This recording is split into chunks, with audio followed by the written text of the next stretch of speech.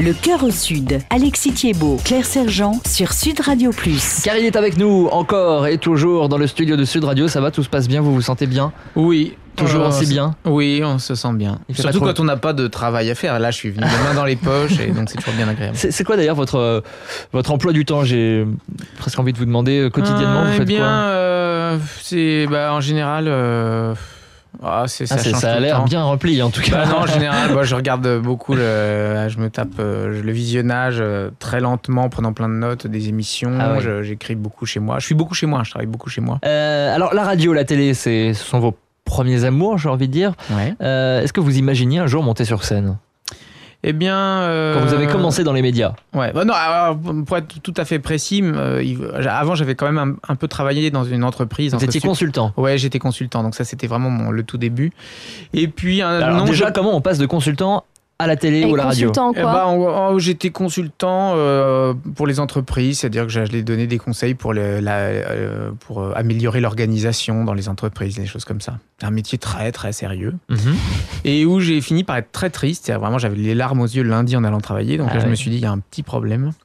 Donc j'ai abandonné parce que j'avais pas le choix, j'en pouvais plus, en fait je m'ennuyais, vraiment j'étais vraiment pas bien.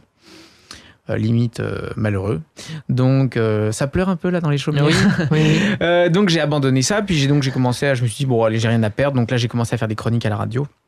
J'ai envoyé des maquettes. C'est-à-dire que vous avez arrêté sans avoir rien de sûr? Non, ouais, exactement. Si, je savais que j'aurais le chômage, en fait, quand même, parce que j'avais quand même ce parachute qui m'a servi de reconversion, en fait. Et puis rapidement, j'ai trouvé du travail au bout de 6 mois, donc j'ai plus eu besoin. Donc finalement, je dois te dire merci aux acédiques qui m'ont permis de changer de métier, en fait. Mais c'est bien si ça peut servir à ça aussi. C'est vrai. Surtout qu'au bout de 6 mois, j'ai retravaillé et donc recotisé, voilà. Ouais. Et donc j'ai fait ça, et puis je pensais pas faire de la scène. C'est venu bien plus tard. Je me suis dit, c'est dommage d'écrire des chroniques et de ne pas essayer de monter sur scène, quoi. Ce serait un peu lâche de ne pas essayer. Donc j'ai essayé à Avignon la première fois. Ça a dû être totalement flippant. Ah, mais c'était l'enfer. J'ai pris des cachetons pour avoir moins le trac. Et là, tout le monde est scandalisé dans le studio. Et c'était... non, après le suppo, les cachetons. Mais c'est vrai qu'au début, j'avais beaucoup le trac. C'est très éprouvant. Puis j'avais jamais fait de théâtre. J'étais jamais monté sur scène.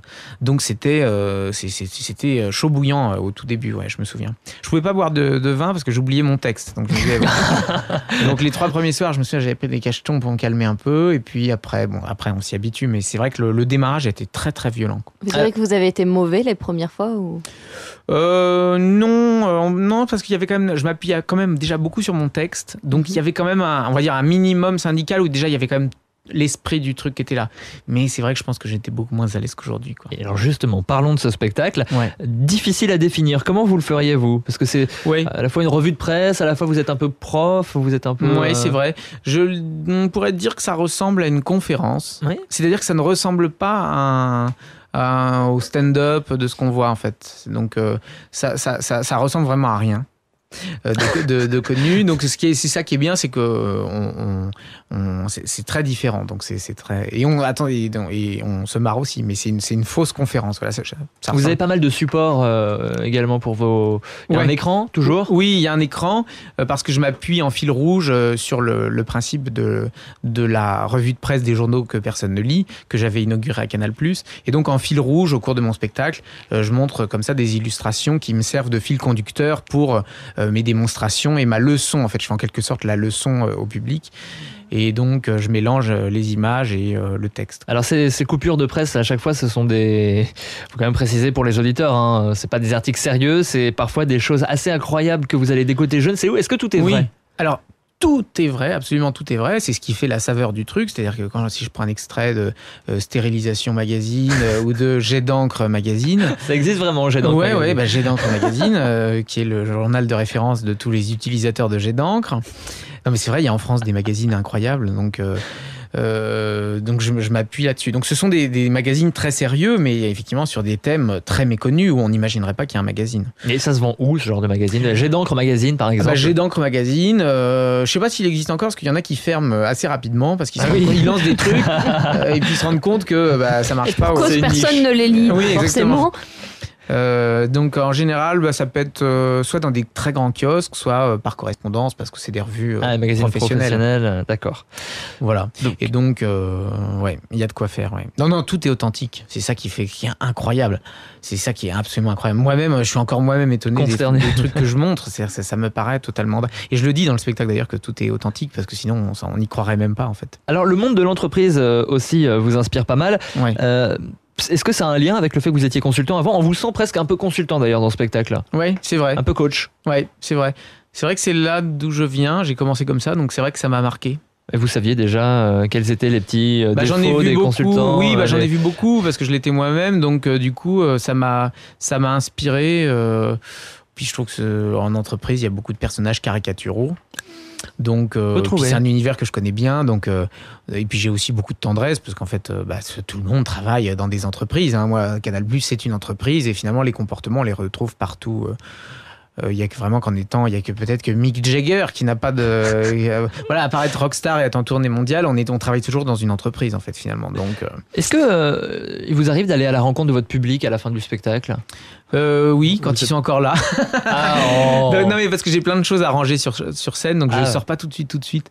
Mais dès que je peux, je sors. Donc c'est-à-dire que si on veut voir Chris Esquer à la fin du spectacle, faut prévoir 1 ou 2 heures? Non, voilà, en général j'arrive 10 minutes après. Et j'encourage même les gens qui n'ont pas envie de payer pour voir une place de spectacle de venir à la fin. Et on peut aller boire une bière, il n'y a pas besoin. Je vous résumerai le spectacle. Y a pas besoin de... Donc je ne pousse pas à la consommation. Ils peuvent simplement m'attendre à la sortie. Je comptais peut-être venir vous voir un week-end, mais bon, alors je vais venir juste à la fin pour l'apéro du dimanche soir. Exactement, on peut venir qu'à la fin boire un verre, c'est pas... Voilà, mais bon. Bon, très bien, on essaiera. Et ils vous disent quoi? Claire, alors il faudra venir d'ailleurs. Je vais vous adresser une convocation parce qu'elle ne l'a pas encore vue. Elle l'a pas encore vue. Oui, mais... j'ai vu, mais moi je l'ai vu au point virgule. Donc j'imagine qu'il y a eu des changements entre le. Il est plus long là, il dure 1h20. Alors qu'au point virgule c'était 1 heure, donc il y a des choses. Je vais voir la nouvelle formule. C'est et la version longue, Alexis, la nouvelle formule. J'irai aussi, alors avec grand plaisir. Enfin, il faut être. C'est le même spectacle. Ceux qui l'ont déjà vu au point virgule sont pas obligés de revenir. Bon, il y a des gens qui reviennent vous voir, j'imagine. Oui, il y a des gens. C'est toujours un peu étonnant, mais c'est vrai que le fait que comme ça marche pas comme du stand-up, et c'est vrai qu'ils supportent d'être vus plusieurs fois. En fait, des gens qui l'ont vu plusieurs fois, même si on le connaît, en fait, il y a une mécanique qui fait qu'en fait on se remarre, ce qui est moins le cas pour certains trucs. Mais bon. Faut vraiment être accro, quoi. On se remarre. Bon, si on se remarre, alors, auditeur de Sud Radio, retournez voir Chris Esquer. Esquer, pardon. Parce que Esquer, ça n'a rien à voir. Ça n'a rien à voir. Non. J'ai lu une phrase de vous. Le se remarre m'a perturbé. Vous disiez, contrairement à ce que les gens pensent, il n'y a pas besoin d'avoir de piston dans ces métiers-là. Vous parliez de la télé, de la radio. Ouais, exactement. Vous êtes sûr qu'il n'y a pas besoin de piston? Moi, j'ai commencé, je connaissais absolument personne. En général, quand on vient d'un bled de 400 habitants, on ne connaît personne. Les Mancellais, il est rare. Un Mancellais ou Menton? Alors maintenant, la moitié de ma famille vit près du Mans, entre Le Mans et Alençon. Manceau, on dit. Quand oui, les Manceaux, absolument.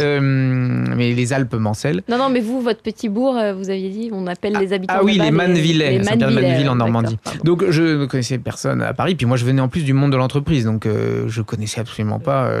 Double handicap, ouais, vraiment double handicap, quoi.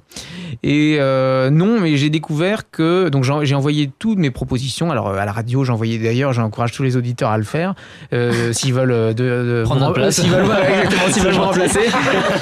Il suffit. Alors écoutez-moi bien. Il suffit d'envoyer. Si vous voulez travailler dans les radios, il faut envoyer. Là, on va me couper. Il faut envoyer un CD. Par exemple, si vous voulez faire des sketchs, j'avais envoyé des reportages humoristiques. Alors j'avais acheté un petit micro que j'avais branché sur mon ordinateur, un petit montage tout simple, et que j'avais envoyé par la poste aux directeurs des radios, aux animateurs comme vous, voilà, et puis qui peuvent dire tiens, ça me plaît, je vais le prendre dans mon émission.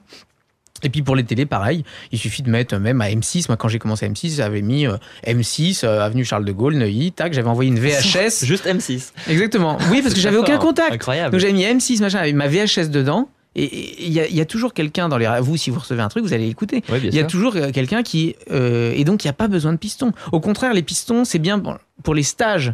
Parce que... mais personne n'a envie d'embaucher quelqu'un par piston. On a envie de faire un choix libre. Donc, au contraire... moins on a de pistons, plus on a de chances d'être embauché. Ça paraît bizarre.